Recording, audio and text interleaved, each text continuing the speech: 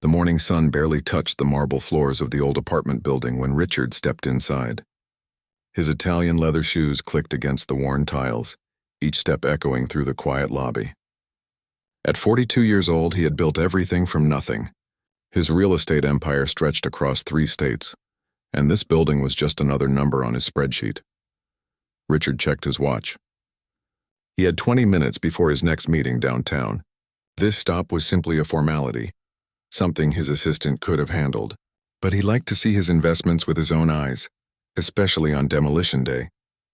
Well, almost demolition day. They still had to clear out the last few tenants. His assistant walked beside him, tablet in hand, rattling off numbers and dates. The building had been purchased 6 months ago. Most residents had already taken the buyout money and left. Only a handful remained, and they had exactly 1 week to vacate. After that, the wrecking balls would come, and in 18 months, luxury condos would stand in this spot. Triple the investment, maybe quadruple if the market stayed hot. Richard barely listened to the details. He had heard it all before in the conference room. Today was just about making sure everything was on schedule. His mind was already moving to the next deal, the next property, the next opportunity to turn old into gold. They climbed the stairs to the 4th floor. The elevator had a yellow caution tape across it, broken for months now. Richard made a mental note that this was exactly why demolition made more sense than renovation. The building was falling apart. New was always better than trying to fix old. As they reached the 4th floor landing, Richard heard footsteps. Fast footsteps, running footsteps. Before he could react, something small and solid crashed directly into his legs. His coffee cup flew from his hand, the hot liquid splashing across his navy suit jacket. The cup clattered to the floor, rolling away down the hallway. Richard looked down to find a little girl staring up at him with enormous brown eyes. She couldn't have been more than 6 or 7 years old. Her dark hair was pulled into 2 braids, and her backpack looked almost too big for her small frame. A unicorn keychain dangled from one of the zippers. "Oh no, oh no, oh no," the girl whispered, her voice rising with each repetition. Her small hands immediately reached for his jacket, trying to pat away the coffee stain. "I'm so sorry, mister. I didn't see you. I was running because we're late and Grandma says I shouldn't run, but I did anyway, and now I ruined your nice clothes." The words tumbled out so fast Richard barely caught them all. He stepped back, partly to avoid her helping hands that were only spreading the stain, partly because he simply didn't know what to do. Children were not part of his daily world. "Liliane Rodriguez, what did I tell you?" An older woman hurried around the corner, slightly out of breath. She was probably in her late 60s, with gray hair pulled back in a neat bun, and tired eyes that held both frustration and love. She grabbed the little girl's hand firmly. "I told you not to run in the hallways. Look what you've done."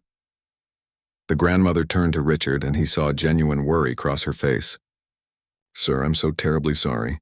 She's usually more careful. Please, if there's a cleaning bill I can—" "It's fine," Richard said curtly, already pulling out his phone to text his assistant about getting a change of clothes delivered to his office. The suit was probably ruined, but he had a dozen more at home. Just watch her more carefully. He expected them to hurry away, embarrassed and apologetic, but the little girl was still standing there, staring at something behind him. Richard turned to see what had caught her attention. His assistant had just finished taping an eviction notice to apartment 4C. The white paper stood out, starkly against the old wooden door. "Grandma," the girl said quietly, all the energy draining from her voice. "Is that one of those papers? Like the one on our door?" The grandmother's face changed. All the color seemed to leave it. She pulled the child closer, her hand tightening around the small fingers. "Come on, sweetheart. We need to get you to school right now or you'll miss breakfast." But the little girl kept looking at the notice, then at Richard, then back at the notice. Something in her expression shifted. She was young, but she wasn't stupid. Richard saw the moment she connected the dots. Saw him standing there in his expensive suit while her grandmother struggled to pull her away from the eviction notices. "Grandma, is he the one who—" "School. Lily. Now!" The grandmother guided her toward the stairwell, moving quickly now, but the little girl looked back over her shoulder once more. Her eyes met Richard's, and he saw something there he couldn't quite name. Not anger, not even sadness, more like a question, a wondering, as if she was trying to figure out what kind of person he was. Then they were gone. their footsteps echoing down the stairs. Richard could hear the grandmother's gentle voice and the girl's quieter responses, but he couldn't make out the words. His assistant appeared at his elbow. "Sir, that was unfortunate timing. That's actually one of the units we're still waiting on. Mrs. Rodriguez and her granddaughter in 4C. She's been here for decades, but she signed the agreement last week. They have until next Friday to clear out." Richard nodded absently, still staring at the stairwell where they had disappeared. The grandmother looked old. "Where are they moving to?" His assistant scrolled through the tablet. "Let me see." She provided a forwarding address. "Looks like the east side, near the industrial district. Quite a bit farther from here." The east side. Richard knew that area. It wasn't dangerous exactly, but it wasn't great either. Certainly not a place you'd choose to raise a child if you had better options. "Sir, are you ready to continue the walkthrough?" Richard shook himself. "Yes, let's get this done." They moved through the building, his assistant pointing out which units were empty, which had a few days left, which would need the sheriff's assistance if the residents didn't leave voluntarily. Richard had done this dozens of times before. It was just part of the business. You couldn't let sentiment get in the way of progress, but as they walked, he kept thinking about the little girl. About how her whole body had deflated when she saw that eviction notice, about the worry in her grandmother's eyes, about how she had looked back at him trying to understand. His phone buzzed with messages. His next meeting. His conference call with investors. His afternoon schedule packed with appointments. Richard's world moved fast, and there was no time to dwell on one coffee stain and one little girl in a building full of people who had to move. Yet when he left the building and climbed into his car, he found himself looking up at the fourth-floor windows. Somewhere up there was apartment 4C. Somewhere up there, a grandmother was probably trying to explain to a confused child why they had to leave the only home she had ever known. Richard started the engine and pulled into traffic. Business was business. The building would come down. The luxury condos would go up. Life would move on.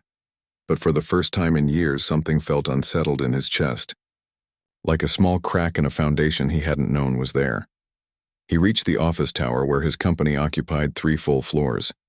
As he stepped into the elevator, he realized he could still feel the coffee stain on his jacket, cool and damp against his skin, and he could still see those brown eyes looking back at him, asking a question he didn't want to answer. 3 days passed, but Richard couldn't stop thinking about that morning. He told himself it was ridiculous. He had displaced hundreds of tenants over the years. This was just another building, just another transaction. Yet every time he closed his eyes, he saw that little girl looking back at him with those questioning eyes. On Thursday afternoon, Richard found himself driving back to the old building. He told his assistant he wanted to do a final walkthrough before meeting with the demolition contractor next week. It was a reasonable excuse. He had used it before on other properties, but deep down he knew the truth. He wanted to see apartment 4C again. The building was quieter now. Most of the residents had already moved out. As Richard climbed the stairs, his footsteps seemed louder in the empty hallways. Paint peeled from the walls. Water stains marked the ceiling. Everything about this place screamed that it was past saving. When he reached the 4th floor, he heard something unexpected singing. A child's voice, slightly off-key but full of joy, singing some song he didn't recognize. The sound was coming from apartment 4C. Richard stood outside the door for a moment, listening. The door wasn't fully closed, hanging slightly open. Through the gap, he could see inside. The apartment was tiny. His bedroom closet was probably bigger than their entire living space. But somehow it didn't feel cramped. The walls were covered with drawings, clearly made by a child.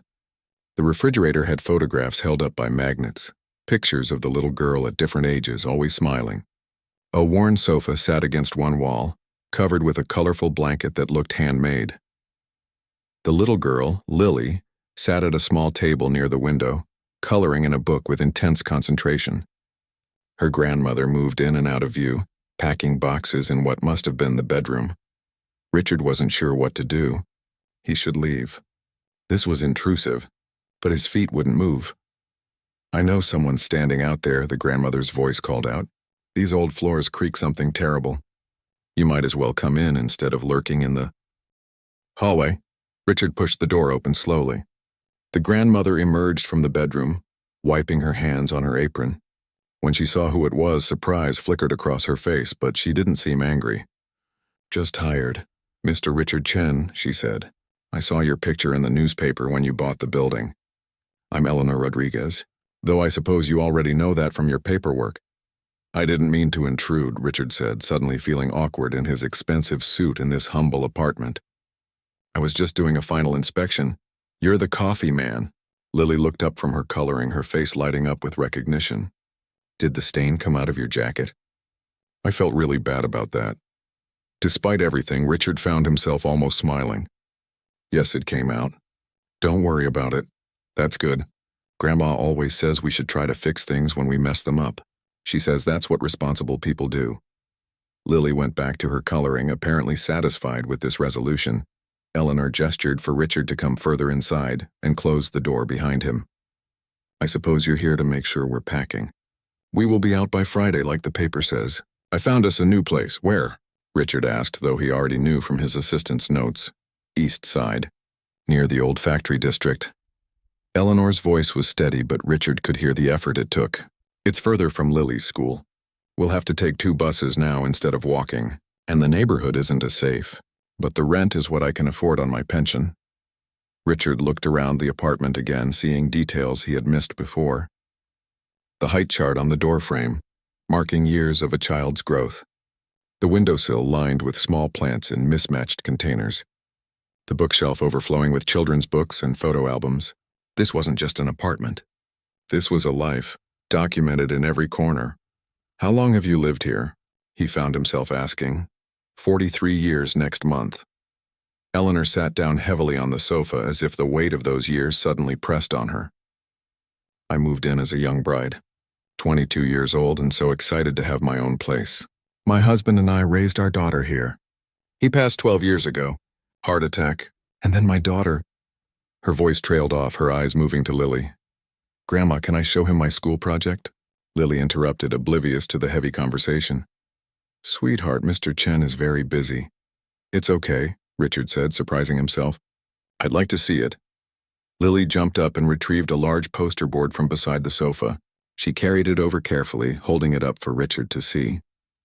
The title read "My Community" in careful, childish handwriting. The poster was covered with photographs and drawings. "This is my project for social studies," Lily explained proudly. "We had to make a poster about our community and the people in it. See, this is Mr. Patterson from apartment 2A. He's really old, like maybe 100, and he taught me how to play chess. I'm not very good yet, but he says I'm learning. And this is Mrs. Kim from 3B. She makes dumplings that are so good, and sometimes she shares them with everyone in the building." Lily's small finger moved across the poster, pointing out face after face. "And this is the Johnson family. They had a baby that cried a lot at night, but Grandma said we shouldn't complain because babies need to cry to make their lungs strong. They already moved away, though. And here's old Mrs. Chen, no relation to you," she said, "who used to give me candy when I helped carry her groceries up the stairs." Richard stared at the poster, seeing the building through completely different eyes. Every photograph showed smiling faces. Every caption told a small story. This wasn't just a failing structure with rent-controlled units that didn't make financial sense. This was a community. These were people who knew each other, helped each other, lived their lives intertwined. "I have to turn it in next Friday," Lily continued, her enthusiasm dimming slightly. "But my teacher said I might need to pick a new community to write about now. Since we're moving and all." She looked up at Richard then, her brown eyes curious and direct in the way only children can be. "Mister, can I ask you something?" "Lily," Eleanor warned gently. "It's okay," Richard said, though he wasn't sure it was. "What do you want to ask? Why do we have to leave?" Lily's voice was genuinely confused, not accusatory. "I mean, we live here. This is our home. Why do you want us to go away?" Richard opened his mouth, then closed it. "How did you explain profit margins and return on investment to a 7-year-old? How did you tell a child that her home was worth more to you as rubble and empty land than as the place where she felt safe?" Eleanor stood up quickly, placing her hand on Lily's shoulder. "It's complicated, sweetheart. Mr. Chen owns the building now and he has other plans for it. Grown-up business plans. But it's already a building," Lily said, her small face scrunched up in confusion. "Why does it need different plans? Can't it just keep being a building where people live?" "The building is very old, Lily. Eleanor's voice was patient, though Richard could hear the pain underneath. It needs a lot of repairs. Very expensive repairs. Mr. Chen has decided it makes more sense to build something new.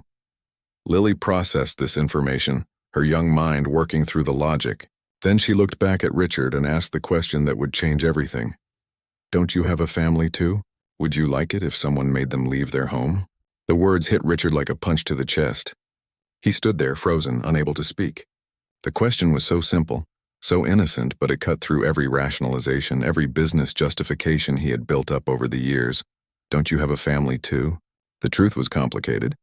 He had been married once. His wife left him 5 years ago. Tired of coming second to his work, tired of canceled dinners and missed anniversaries. He had a daughter, 12 years old now, who he saw every other weekend when his schedule allowed, which wasn't as often as it should be. Just last month, he had missed her school play because of a video conference with investors in Singapore.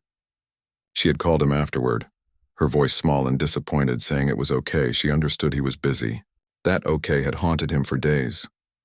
I do have a family, Richard heard himself say quietly. A daughter? She's older than you, 12. Lily's face brightened immediately. Does she like to color? I love coloring. What's her name? Sophie. And she used to love drawing.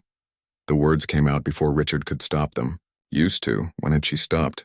When had he last asked her about her hobbies, her interests, her life beyond how was school? You should bring her here before we move, Lily suggested with innocent enthusiasm. I could show her my secret spot on the roof where you can see all the way to the park.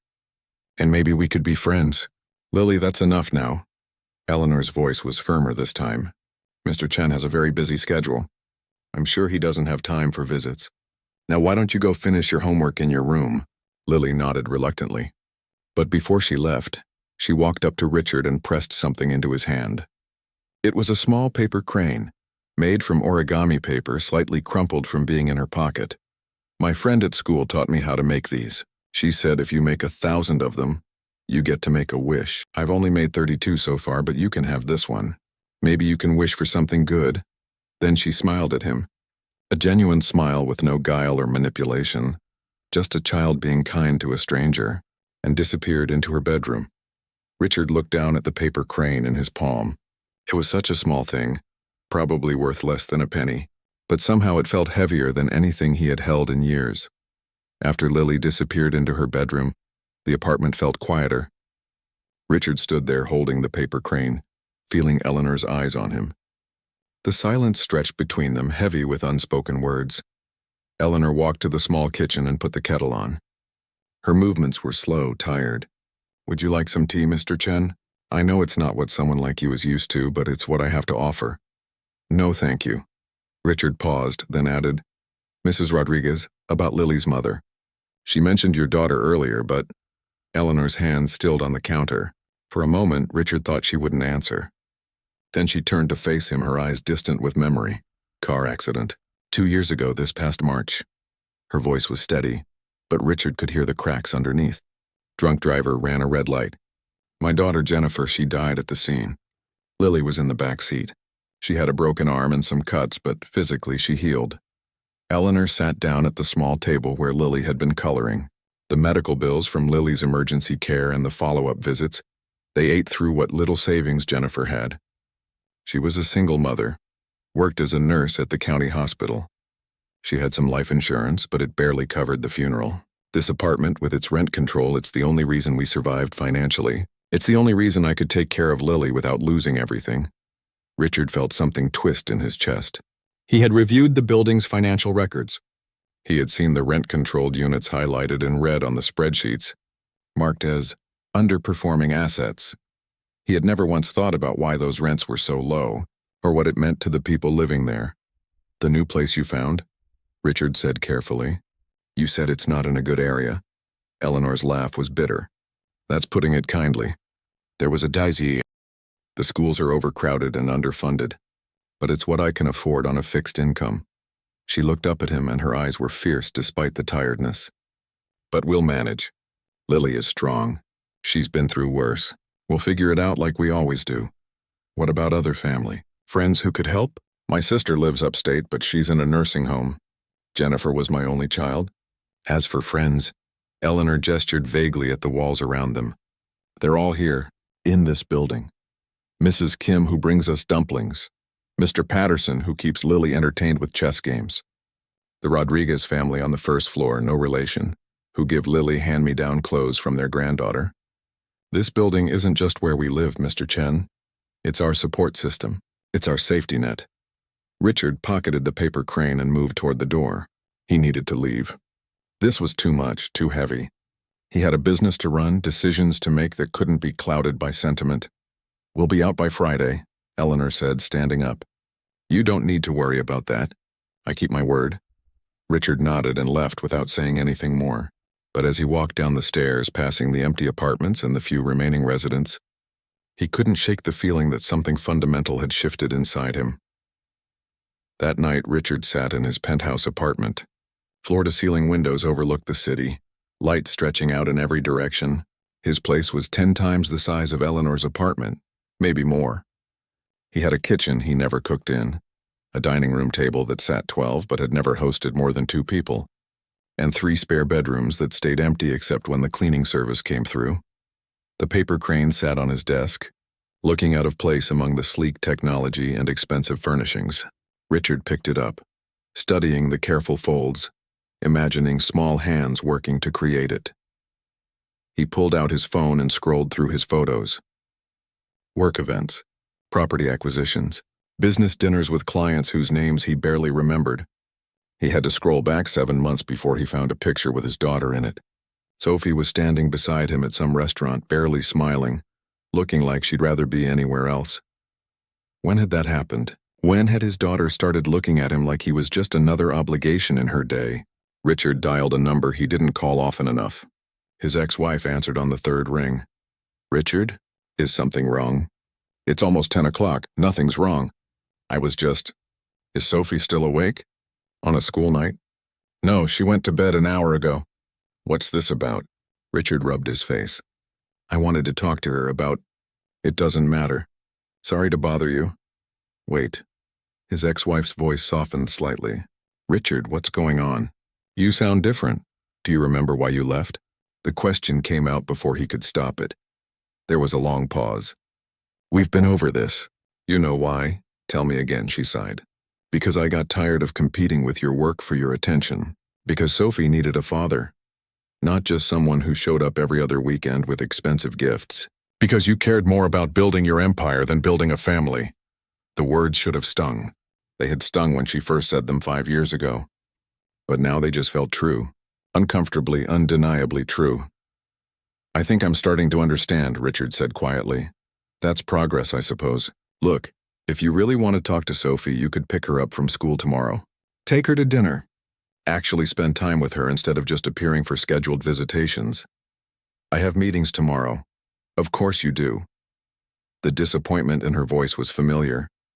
Good night, Richard, she hung up. Richard sat there in his empty penthouse holding a paper crane made by a 7-year-old girl who was about to lose her home because of him. He opened his laptop and pulled up his calendar. Tomorrow was packed solid, meetings from 8 in the morning until 6 at night. But he looked at the 3 o'clock slot, a conference call with the demolition contractor for the building on Harrison Street. Richard picked up his phone and called his assistant. Sir? It's pretty late. Clear my schedule tomorrow from 2:30 onward. I'm taking the afternoon off. But sir, you have the demolition contractor call at 3 and the investor meeting at 4:30. Reschedule them. All of them. Is everything all right? I'm going to pick up my daughter from school, Richard said. And then we're going to have dinner, just the 2 of us. After hanging up, Richard sat back in his chair. Through the windows, the city glittered like a field of stars. Somewhere out there was a little girl packing up the only home she'd ever known. Somewhere out there was an old woman trying to figure out how to keep her granddaughter safe in a dangerous neighborhood. And somewhere out there was his own daughter, probably lying in bed, maybe wondering if her father ever thought about her when he wasn't required to. Richard looked at the paper crane again. Lily had said something about making 1,000 of them to get a wish. What would he wish for if he could? More money? Another successful deal? A bigger empire? The answer that came to him surprised him. He would wish to go back, to make different choices, to be the kind of person his daughter could be proud of, To be the kind of person who didn't displace families from their homes without a second thought. But wishes didn't work like that. You couldn't undo the past. You could only change the future. Richard opened his computer again and pulled up the Harrison Street building files. The demolition was scheduled for 2 weeks from now. The permits were filed. The contracts were signed. Everything was moving forward exactly as planned. He stared at the screen for a long time. Then he opened a new email to his chief financial officer. Need to discuss alternative development strategies for Harrison Street property. Schedule meeting for tomorrow afternoon. Come prepared with renovation scenarios instead of demolition. His finger hovered over the send button. This was crazy. The numbers didn't work for renovation. The board would think he'd lost his mind. His investors would question his judgment. But he thought about Lily's question. Don't you have a family too? He thought about Eleanor, packing up 43 years of memories into cardboard boxes. He thought about Sophie, growing up with a father who was never really there. Richard hit send. Then he did something he hadn't done in years. He went to bed before midnight, the paper crane on his nightstand, and for the first time in months he actually slept soundly through the night. The next afternoon, Richard left his office at 2:15. His assistant looked shocked. His secretary double-checked that he was feeling okay. His business partner called to make sure there wasn't an emergency, but Richard just smiled, got in his car, and drove to Sophie's school. He parked across the street and waited. When the bell rang at 3, kids poured out of the building like a flood. Richard watched, looking for his daughter among the crowd. When he spotted her, his breath caught. She was taller than he remembered. When had that happened? She was walking with 2 other girls, laughing at something on one of their phones. She looked happy, relaxed, nothing like the awkward, quiet girl who showed up for their scheduled dinners. Richard got out of the car and called her name. Sophie looked up, and her expression went through several changes. Surprise, confusion, suspicion. Dad? What are you doing here? Is Mom okay? Your mom's fine. Everything's fine. Richard walked over to her. I thought maybe we could grab dinner. Just us. If you want. Sophie exchanged glances with her friends. It's not your weekend, I know, but I wanted to see you. To spend time with you. Don't you have work? Work can wait. Sophie studied him like she was trying to figure out if this was real or some kind of trick. Then slowly she nodded. Okay. Yeah. That would be nice, actually. Richard and Sophie sat across from each other in a small diner, not one of the fancy restaurants he usually chose. Sophie had picked it, saying it was where she and her friends went sometimes after school. The booths were worn vinyl, the menus were laminated, and everything smelled like French fries and coffee. It was perfect, Sophie said, stabbing at her burger with a fork, not quite meeting his eyes. What's this really about? Are you dying or something? Richard nearly choked on his water. What? No, why would you think that? Because you never just show up. There's always a reason. A schedule. A plan. Sophie finally looked at him and her eyes were guarded. You don't do spontaneous, Dad. The observation hit harder than it should have. She was 12 years old and already she had him figured out completely.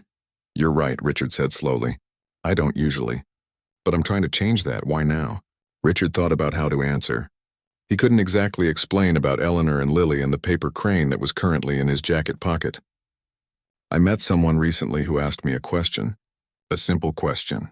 But it made me realize I've been doing a lot of things wrong. Sophie picked up a French fry, studying it like it held the secrets of the universe. What was the question?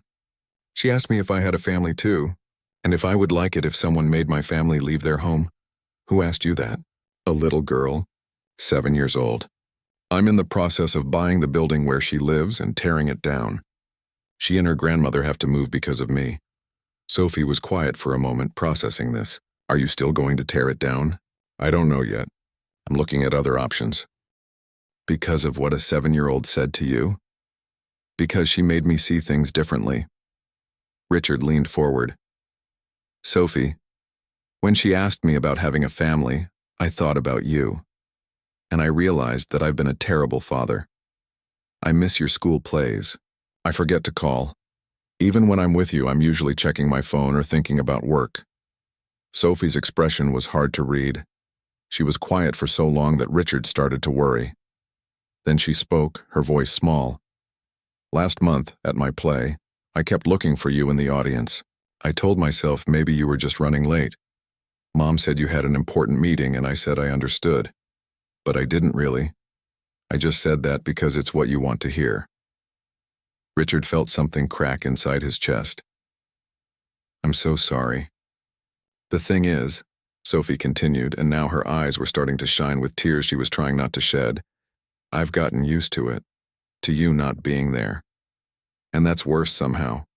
Like I shouldn't even expect you to show up anymore. Sophie, no, let me finish. She wiped her eyes quickly. Mom always makes excuses for you. She says you're busy, you're building a business, you're providing for us. And I get that, I do. But you know what I wanted for my birthday last year? Not the iPad you sent. I wanted you to come to my party. Just show up and be there for 2 hours, that's it. Richard had never felt smaller in his life. Here he was, a man who commanded boardrooms and closed million-dollar deals without breaking a sweat, and he couldn't even show up to his daughter's birthday party. I can't change the past, Richard said quietly. But I want to do better. I want to be better. That's why I'm here today. Why I cleared my schedule. Because you're more important than any meeting or any deal. Sophie looked at him, really looked at him, searching his face for something. Do you mean that? Or are you just saying it because you feel guilty? Both, probably. But that doesn't make it less true. A small smile tugged at Sophie's lips despite the tears. At least you're honest. They ate in silence for a few minutes, but it felt different now. Less awkward, more real. Tell me about this little girl, Sophie said eventually. The one who asked you the question. So Richard told her. About Lily crashing into him and spilling coffee on his suit. About the eviction notice and the tiny apartment filled with memories. About Eleanor, who had lived there for 43 years. About the paper crane and the school project about community. Where are they moving to? Sophie asked. The east side, near the factory district. Sophie's eyes widened. That's a really bad area. My friend's cousin lives there and she says there are shootings sometimes. You can't make a little kid move there. It's all they can afford. Then don't make them move. Sophie said it like it was the most obvious thing in the world. Just don't tear down the building. It's not that simple. There's money invested, contracts signed, people expecting returns. But you're the boss, right? You make the final decisions? Technically, yes, but then decide not to do it. Sophie leaned forward. Dad, you have all this money and all this power, and you're using it to make a little girl homeless. How is that okay? Richard had no answer. Because it wasn't okay. He had known that since the moment Lily looked at him with those questioning eyes. I'm trying to find another way, Richard said. I've asked my team to look at renovation options instead of demolition. Will that work? I don't know. The numbers might not make sense. The building needs a lot of repairs. So you'll make less money. Sophie shrugged. You already have tons of money. How much do you need? Out of the mouths of children. Both 7-year-old. Lily and 12-year-old Sophie had cut straight through to the truth he'd been avoiding. How much did he need? When would it ever be enough? They finished dinner and Richard drove Sophie home. As she was getting out of the car, she paused. Dad, can I meet her? The little girl? Why? I don't know. I just feel like I should. Like maybe we're not that different, you know? She's losing her home because of business decisions. I lost my dad to business decisions, sort of the same thing. The comparison stung, but Richard couldn't argue with it. If I can figure this out, if I can help them stay, would you want to visit? Yeah, I would. Sophie smiled, and it was the first real smile she'd given him in months, maybe years. And Dad? Thanks for today, for actually showing up. I'm going to show up more, I promise. We'll see. But Sophie said it gently, like maybe she actually hoped it was true. That night, Richard sat in his home office with his financial officer on a video call. The news wasn't good. The renovation numbers don't work, his CFO explained, pointing at spreadsheets on the screen. Even with historic tax credits and city grants, we'd be operating at a loss for the first 5 years. Maybe longer. The building needs new plumbing, new electrical, new everything, and with the rent-controlled units we can't raise rates enough to justify the investment. What if we did a mixed model, Richard suggested. Keep the existing tenants at their current rates, but as units become available naturally, we renovate them and rent them at market rate.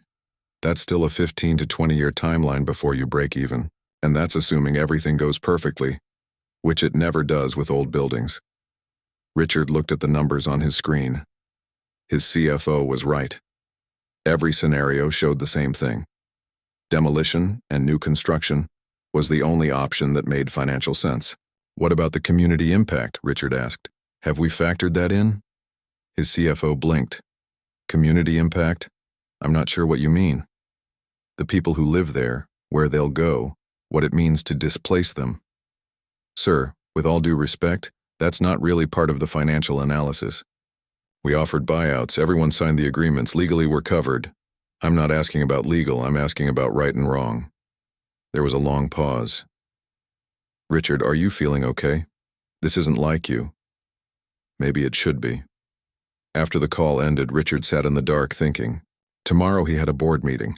His directors expected him to present the demolition timeline and projected profits. They had investors waiting, contracts ready to sign. But he kept thinking about Lily asking if he had a family too. About Sophie saying he'd lost her to business decisions. About Eleanor packing up 43 years of life into cardboard boxes. Richard pulled out the paper crane and set it on his desk.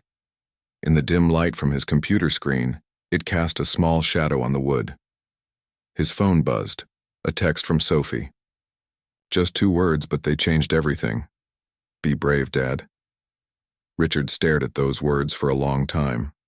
Then he opened his laptop and started writing. Not a presentation about demolition timelines. Something completely different. A proposal that would make his board think he'd lost his mind. A plan that chose people over profit. Maybe he was crazy. Maybe this would cost him everything he'd built. But for the first time in years, Richard felt like he was actually building something that mattered. He worked through the night, the paper, Crane keeping him company, and by morning he had a plan. It wasn't perfect. It wasn't even financially sound, but it was right. And sometimes right mattered more than profitable. The boardroom went silent when Richard finished his presentation. 8 faces stared at him like he'd just announced he was giving away the company for free. His CFO looked pale. His business partner had his head in his hands. The lead investor was the first to speak. Let me get this straight. You want to cancel the Harrison Street demolition and instead spend millions renovating a building that won't turn a profit for potentially 2 decades? That's correct, Richard said calmly. And your reasoning for this is that a 7-year-old girl asked you a question? My reasoning is that we have an opportunity to do something different, something meaningful. We can preserve affordable housing in a city that desperately needs it. We can keep a community intact, and yes, we'll make less money, but we'll still make money eventually. Eventually isn't good enough, another board member cut in. Our investors expect returns. This is financial suicide. Richard had expected this reaction. He'd prepared for it all night. I've looked at every angle. With historic preservation tax credits, city development grants, and a phased renovation approach, we can make this work. It won't be as profitable as demolition, but it's sustainable. Barely sustainable, his CFO muttered. I'm also proposing we create a new division of the company focused on community-centered development. Not just affordable housing, but projects that actually benefit the neighborhoods they're in. Long-term investments in people, not just property. The room erupted in overlapping voices. Too risky. Not what investors signed up for. Against their core business model. Richard let them argue, watching the faces around the table. These were people he'd worked with for years, people who'd helped him build his empire, and now he was asking them to trust him on something that made no financial sense. Finally, he held up his hand for silence. I know this sounds crazy. I know it goes against everything we've done before. But I'm asking you to trust me. Give me 6 months to prove this can work. If the numbers don't improve, if we can't secure the grants and credits, then we'll revisit. And if we say no, the investor asked, then I'll buy out your shares and do this on my own. That got their attention. Richard never made empty threats. The room went quiet again as they realized he was serious. After 2 more hours of heated discussion, the board reluctantly agreed to a 6-month trial. Richard knew he'd burned through a lot of goodwill. Some of these relationships might never recover, but when he left that boardroom, he felt lighter than he had in years. His first call was to the demolition company to cancel the contract. His second was to an architectural firm that specialized in historic renovation. His third call was the one that mattered most. Eleanor answered on the 4th ring, slightly out of breath. Hello? Mrs. Rodriguez, this is Richard Chen. Do you have a moment? There was a pause. Mr. Chen, I wasn't expecting to hear from you. We're almost finished packing. We'll be out tomorrow like we promised. That's why I'm calling. I need you to stop packing. I'm sorry, what? I'm canceling the demolition. We're going to renovate the building instead. You and the other residents can stay. Silence. Then, is this some kind of joke? Because if it is, it's cruel. It's not a joke. I'm serious. I can't guarantee everything will be perfect, and there will be construction noise and inconvenience during the renovation. But you won't have to move. Your rent will stay the same. He heard Eleanor sit down heavily. I don't understand. What changed? Your granddaughter asked me a question I couldn't stop thinking about. And my daughter reminded me what really matters. So I changed my mind. Just like that. People like you don't just change their minds. Well, I did. The board thinks I'm crazy. My investors are threatening to pull out. But it's the right thing to do. Eleanor was quiet for so long Richard thought she'd hung up. Then he heard a sound that might have been crying or laughing or both. Mr. Chen, I don't know what to say. Thank you doesn't seem like enough. Just keep living there. Keep being the grandmother who holds that community together. That's enough. After hanging up, Richard drove straight to the building. He took the stairs 2 at a time and knocked on apartment 4C. The door opened to reveal Eleanor with red eyes and a disbelieving smile. Behind her, boxes were stacked everywhere. You actually came, she said. Is Lily home? She's at school. But she'll be back in an hour. Mind if I wait? Eleanor stepped aside to let him in. They sat at the small table, and she made tea this time. Neither of them said much, but it was a comfortable silence. The silence of understanding. When Lily came bounding through the door, her backpack bouncing, she stopped short seeing Richard there. Coffee man? What are you doing here? I came to tell you something important, Richard said.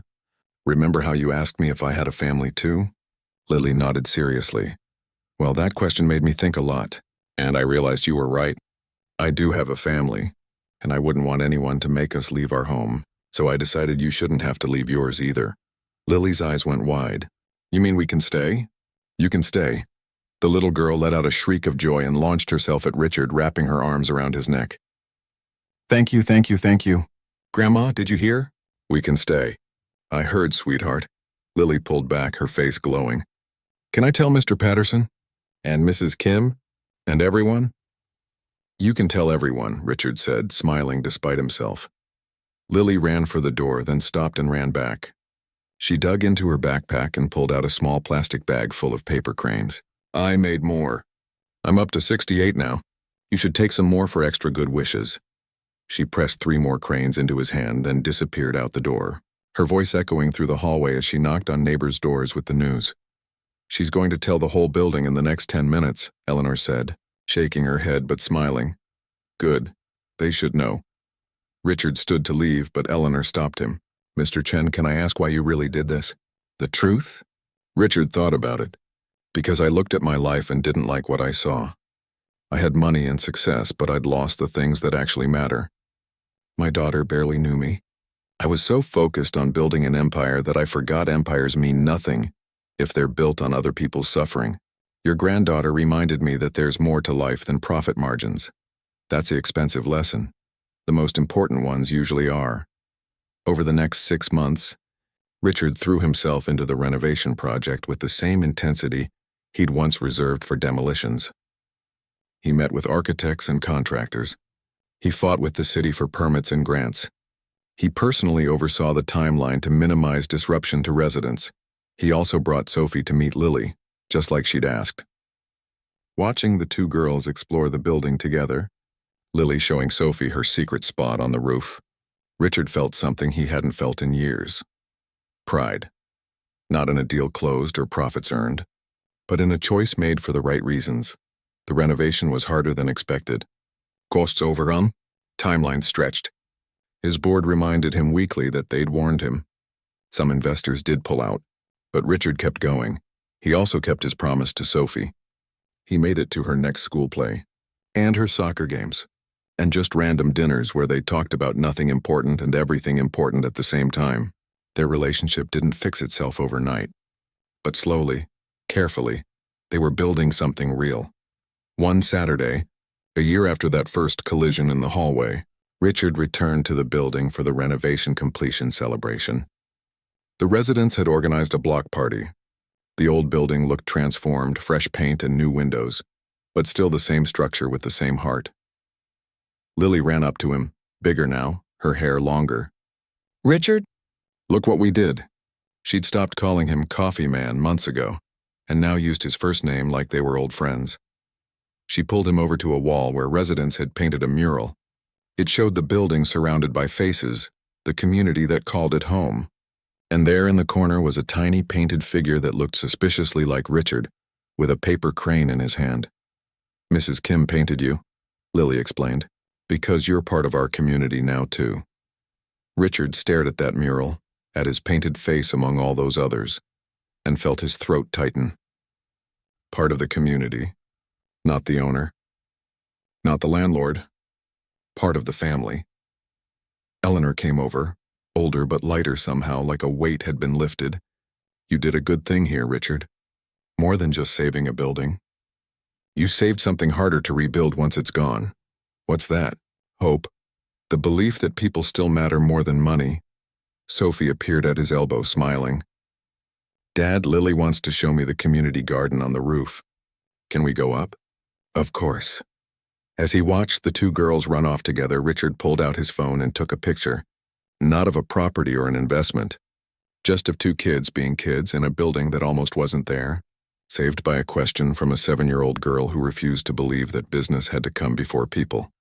That night, Richard sat in his office at home, the 4 paper cranes Lily had given him displayed on his desk. His company was smaller now, less profitable. Some of his former colleagues thought he'd lost his edge. But when he looked at those cranes, when he thought about Lily's laughter and Sophie's pride and Eleanor's gratitude, he knew the truth. He hadn't lost anything. He'd finally found what had been missing all along. Sometimes the most profitable investment isn't measured in money. Sometimes it's measured in second chances, in communities preserved, in daughters who finally trust their fathers to show up. And sometimes all it takes is one little girl asking one simple question to change everything. "Don't you have a family too?" "Yes," Richard thought, looking at those paper cranes. "Yes, I do. And now I'm finally learning how to be part of it."